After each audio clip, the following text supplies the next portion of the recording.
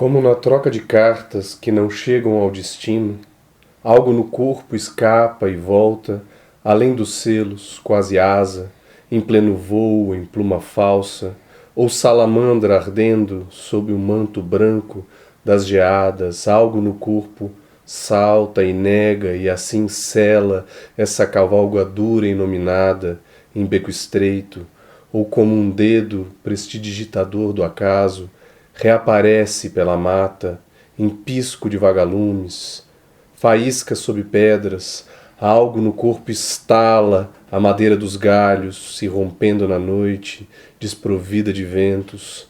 Vida explode em tudo que é sagrado, algo resvala e vela seu vazio anunciado, algo no corpo espera.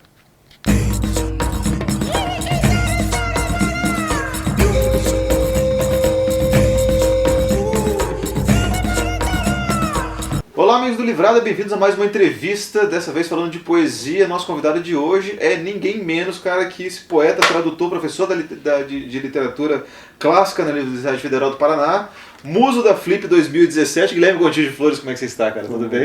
Tudo bom. Tudo jóia. Que legal receber você aqui. Cara, vamos falar hoje sobre o livro do Guilherme, Carvão Capim, publicado pela editora 34. É um livro super legal que, como diz, acho que o título, acho que se propõe a falar sobre, né, vida e morte, né, e a vida e a morte como transformação, né, não como um estado definitivo, talvez, né, o carvão. É mais uns ciclos ininterruptos do que polos prontos, dados. Legal, cara. Vamos falar um pouquinho sobre a tua obra, de uma maneira geral, depois sobre as ideias aqui e, por último, sobre a forma, eu acho. Esse aqui é teu quinto livro, então, né, de poemas. E acho que agora, né, como você já tem uma obra publicada até relativamente numerosa, acho que já é possível ter um distanciamento para você olhar para ela e verificar que tipo de obra que você está compondo. Você já tem esse tipo de avaliação sobre o teu primeiro trabalho, sobre tua trajetória literária até aqui?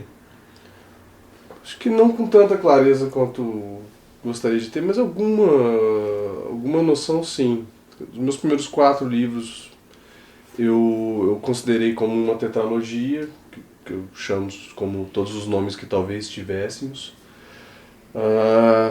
E se fosse para resumir, o que ela é uma tentativa de não voz, uma recusa da voz o tempo inteiro, mudando o ponto, o modelo, a técnica, os temas, de modo a fazer uma espécie de unidade pela recusa de unidade sistemática. Eu tenho a sensação de que o Carvão Capim é o primeiro livro que sai disso como um projeto e que se reúne muito fortemente em torno de uma experiência que é mais próxima do que foi minha vida por um certo período, embora não sejam poemas exatamente biográficos, né? Mas é muito marcado por um período que é esse de morar em Morretes, numa chácara no meio da Mata Atlântica, durante 3 anos. Quase todos os poemas do livro foram escritos ali. E, enfim, eu acho que tem um movimento que eu não sei, aquela coisa, você escreve o último livro, você não sabe quando é aquilo. Mas eu sinto que ele despontou uma determinada possibilidade de caminho para fora dessa tetralogia que tomou quase uma década minha de organização, e, enfim. Então, Carvão Capim inicia, de certa maneira, algum novo ciclo na tua... É um novo ciclo que eu ainda não consigo. Eu consigo perceber que ele é diferente do que eu estava fazendo. Tem outro modo de relacionar até com a minha de me usar como um experimento para o poema, que é diferente do que eu tinha feito antes. Mas eu sinto que ele é uma espécie de abertura para a qual eu ainda não consigo ver o fim, né? Entendi. Engraçado você falar que ele é pessoal, né? Enfim, que ele retrata uma fase da sua vida e você fala que você se usa como experimento. Na verdade, eu ia justamente comentar sobre esse livro que eu acho que ele destoa em muito da produção poética atual, porque ele não é autocentrado, ele não é voltado para dentro. Parece que muitos dos seus poemas eles são observações da natureza, são coisas que são para fora, né? E até essa outra parte do livro que chama 4 Cantatas Fúnebres, né? Depois a gente vai falar sobre essa parte, mas também são sobre outras pessoas, não sobre você. Isso é uma coisa que é assim, bem diferente do que a gente lê hoje em poesia contemporânea. Ao que você acha que se deve isso? Assim, primeiro, você percebe que existe um movimento de autocentrismo na poesia brasileira contemporânea, não sei se você acompanha, e segundo, se esse seu olhar se deve, sei lá, de alguma maneira a tua formação acadêmica de letras clássicas, né, que remete a um outro período e que talvez isso não fosse tão premente assim. Eu acho que sim, que é a primeira pergunta que você falou, se eu acho que tem bastante, quer dizer, usar a poesia lírica como um lugar de expressão de si, que eu não acho que é só da poesia contemporânea, mas enfim, é do romantismo para cá, esse é o jeito de manifestação. Teve esse período na poesia brasileira da poesia concreta, tal, em que houve um apagamento do eu. Eu acho que da poesia marginal para cá ele vai voltando e ganhando fôlego. E eu gosto de imaginar que eu fico numa espécie de interstício, quer dizer, eu quero produzir subjetividades que não sejam propriamente só a minha, como esse ponto de exposição. Então essa tetralogia que eu falei que é uma recusa de voz, era um empenho muito grande para, por exemplo, ter até poemas em primeira pessoa, mas que não coincidissem comigo. Até quando eu assinava o poema como uma série de poemas do Guilherme Gontijo de Flores, eu fazia todo um esforço de me usar no limiar, traindo vários dados biográficos meus e assinando. Uhum. Aqui, quando eu falo que tenha mais a ver com uma certa experiência, é porque eu de fato quis usar uma série de vivências que eu tinha para produzir os poemas, né? Mas não que eles sejam de fato, acho que essa observação é precisa, não que eles sejam egóicos, né? Eles não estão ali tentando falar muito de mim mesmo. É mais, de fato, tentar produzir uma espécie de subjetividade ou intersubjetividade dessas relações com os espaços. No caso ali tem essa série de pedras e cenas urbanas, uma série de animais, uma série de... Mesmo os poemas amorosos, né, tendem a evitar um transbordamento muito grande, assim, mas... Eu quero acreditar que eu não tô caindo num certo engodo de querer ser objetivo. Eu espero que os poemas não sejam objetivos, né, que eles tentem apagar a subjetividade, mas tentando de fato criar algum tipo de subjetividade que fica mais na relação do que na expressão de um eu. Entendi. E então, se existe alguma coisa de personalidade nos seus poemas, são meramente o seu olhar, então, para a coisa, né? Na medida em que ele acaba alterando a relação com qualquer coisa que eu possa tentar mediar e deixar que esse olhar vá de fato interferindo sobre a coisa, distorcendo a coisa, fazendo com que ela apareça com outro viés. Entendi. Falando um pouquinho sobre a tua formação, né? Você é professor de latim ali na Universidade Federal e tradutor também, né, de algumas obras importantes do latim ali. A Safo, né, acho que principalmente fez bastante, tem uma repercussão interessante agora a tua tradução do Safo. O teu olhar para esses objetos a que você dedica o seu poema, somente essa série de animais, muito animal morrendo, né? A morte de todos eles, a transformação, enfim, e algumas aliterações que você usa para, acho que me marcou muito essa do Vagalume, por exemplo, que acho que tem um trabalho de aliteração que você faz. Tem uma certa leitura estoica, do sentido do estoico mesmo, dos gregos estoicos, de contemplar a natureza, de perceber a coisa como parte do todo, enfim, e perceber as transformações. Você tem isso da tua formação ou isso tem isso da tua educação, digamos? Ou uma coisa levou a outra? Difícil, né? Acho que uma coisa tem a ver com a outra. Bom, nessa série dos animais tem 3 poemas que são traduções de Marcial, que eu peguei, que eu traduzi de um modo muito meu, mas são de fato traduções. Porque me fascina um certo olhar pagão que parece não estar interessado em ter uma identificação plena. A gente tem uma tendência na sociedade muito comum de humanizar os animais, né?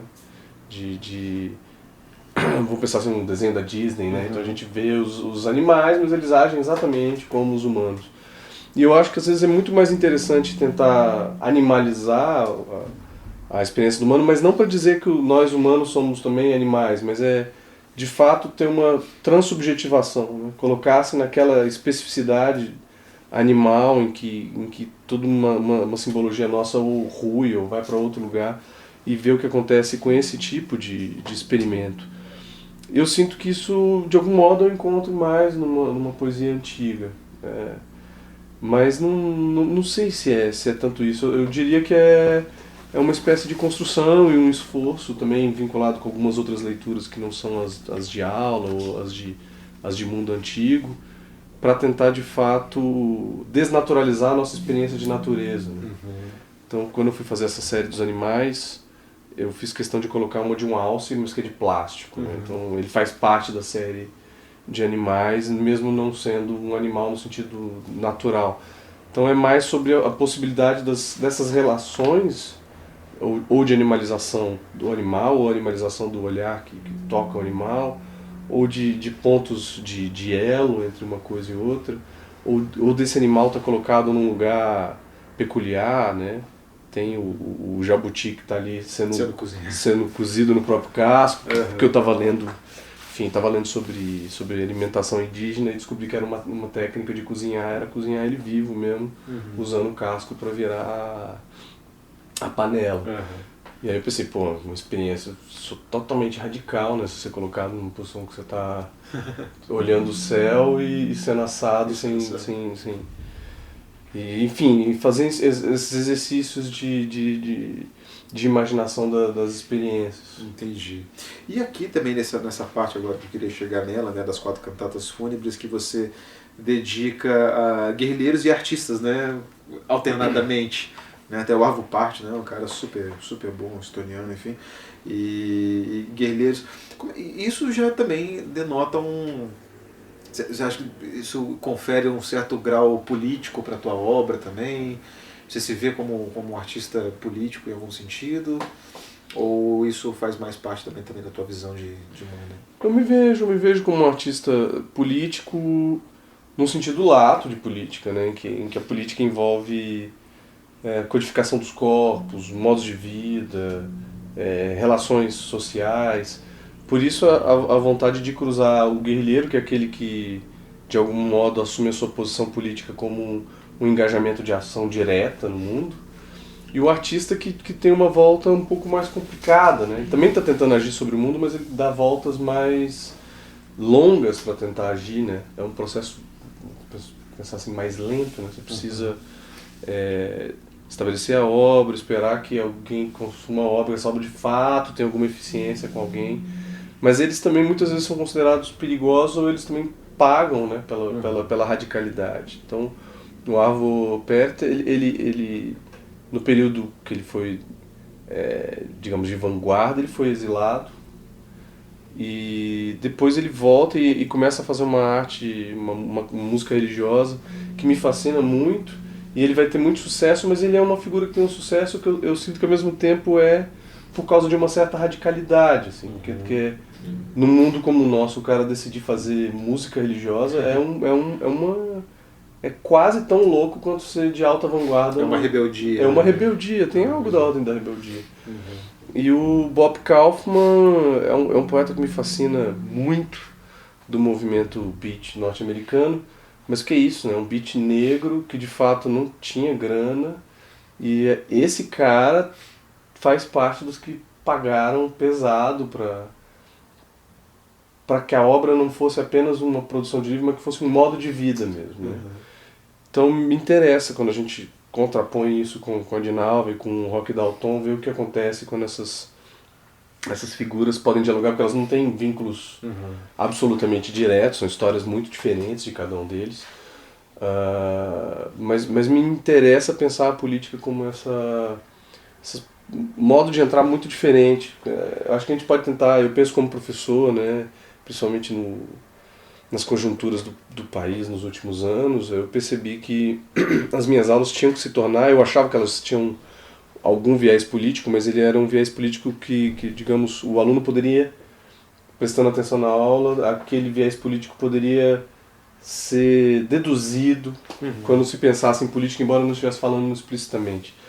Mas eu acho que quando a gente chega num ponto, como nos últimos anos, em que a gente de fato vive uma crise que é política, que é de representação, que é de tentar entender o funcionamento, é uma crise de entender o funcionamento do nosso modelo representativo. A gente precisa voltar a falar meio que diretamente, né? Digamos, eu fiquei com a sensação de que como eu escrevia antes, como eu dava aula, e como eu escrevia crítica e tradução também, de modo oblíquo, é um tipo de luxo que eu não posso mais ter, sabe? De algum modo eu preciso assumir um pouco mais, ou dar o passo para explicitar mais aquilo que não é plenamente explícito. E houve uma coisa que eu percebi com os anos também, com a escrita, que eu decidi que tem um limite ético da obra. Eu acho que a obra pode fazer quase qualquer coisa, né?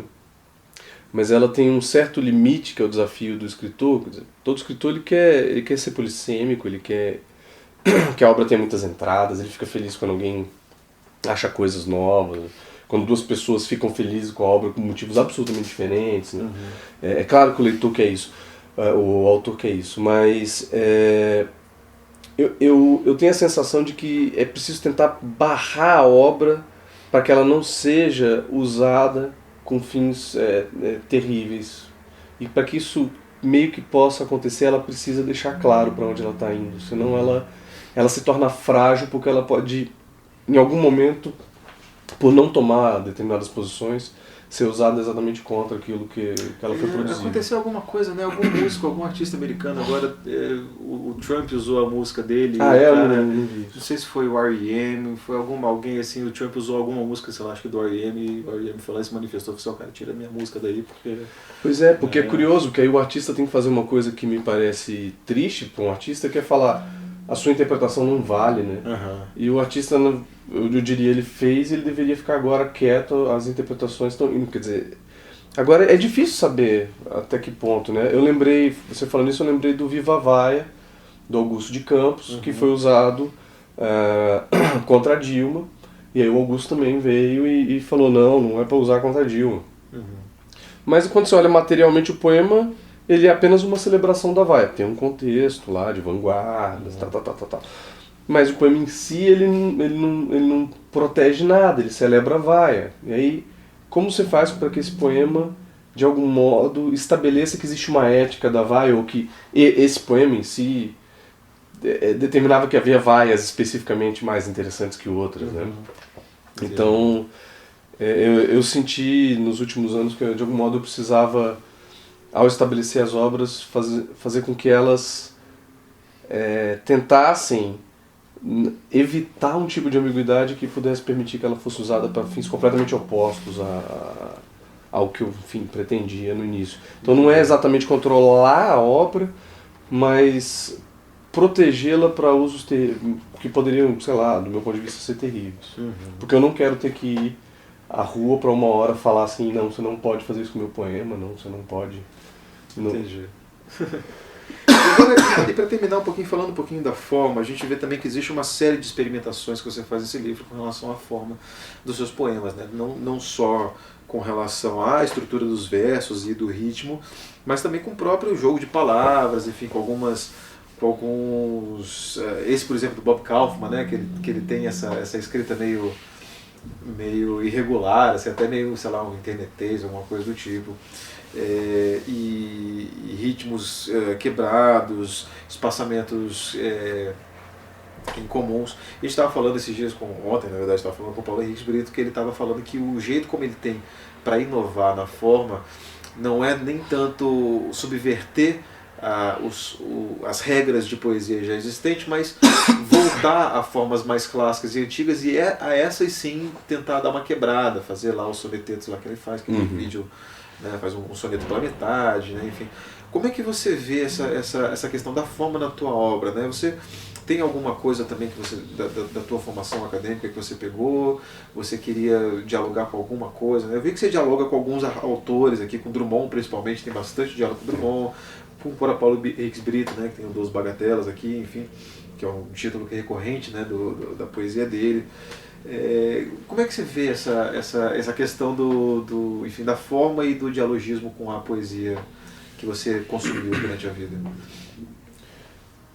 Eu quando estou tentando fazer um poema, eu acho que o poema ele só se encontra quando ele acha a própria forma. Então, cada poema tem a sua forma, e nesse aspecto eu me sinto muito feliz de estar tipo, na época da história do Ocidente em que eu mais posso fazer quase qualquer coisa com um poema, de modo que eu posso de fato ficar procurando a forma que mais me interessa. Pode ser um e-mail, a forma do poema, pode ser um soneto, pode ser a terça rima, pode ser o verso livre tradicional, pode ser o palíndromo, enfim. Eu também gosto, como o Brito, também gosto quando eu me aproximo de uma forma de provocar assim, alguns ruídos na estrutura, de preferência ruídos que eu acho que ainda não foram realizados, alguns eu sei que já foram realizados, mas não com um determinado ponto, e fazer com que tudo isso, tanto a forma quanto o ruído, tenham tudo a dizer e tudo a ver com o que o poema está fazendo, né? Então que aquela forma não venha como fetiche da forma, mas que ela seja a condição daquele poema ser assim e não assado. Quando eu falo isso, eu estou dizendo que assim, muitas vezes eu fico trabalhando um poema e ele só se realiza quando eu descubro qual é a forma que ele tem. E essa forma pode ser, às vezes, assim, verso livre, né? Não é nada fixo. Mas muitas vezes, quando eu decido que ele vai se fixar de um tal jeito, é que ele se organiza, ele faz as torções e ele quase... A sensação é quase como se ele, de repente, se realizasse sozinho, a partir do momento em que uma coisa foi parar num lugar mais certo. Então eu vou variando, e é óbvio que aí a vida de tradutor, de professor, eu trabalho com várias formas variadas, mesmo. Então isso me dá uma chance de digamos, ter um conhecimento frio, né, de poder experimentar e não ser totalmente meio a esmo, né, dando tiro, mas ter uma certa já intuição que facilita a escrita e eu consigo levar para aquele lugar com uma certa velocidade. Você já escreveu, já tentou escrever em latim? Não, nunca tentei. Quer dizer, assim, frases, quando alguém me pede, às vezes alguém traduz, mas escrever com metro, não. Eu sempre me pergunto muito sobre o escrever por um agora, né? E eu vejo essas pessoas que escrevem em latim, ou fazem rádio em latim, ou traduções, sei lá, do Harry Potter para o latim. Eu acho assim, interessante, é um processo de divertimento. Eu acho que a gente não precisa ter objetivos muito coerentes para nada, né? Mas me parece um empenho muito grande. Eu me perguntaria assim, em escrever em latim, primeiro que eu teria um público muito ridiculamente pequeno, e o segundo é que implicação do ponto de vista moral poderia associar, né? Eu sinto que o meu esforço muito como professor de latim é acabar com qualquer relação entre mundo antigo e conservadorismo, né? Falar, aquilo é uma outra cultura que a gente não compreende plenamente, com uma série de aspectos que, se a gente olhar com calma, a gente em geral tende a repudiar, mas que a gente silencia para poder usar como lugares de louvor. Então eu acho que a gente precisa trazer à tona, e me interessa às vezes a forma antiga quando ela é uma forma que já foi abandonada. Considerada esquisita, atípica, feia, e reutilizá-la, aí ela muitas vezes me parece de novo interessante, exatamente porque ela já não diz mais respeito a conservadorismo, ela diz respeito a uma relação de alteridade.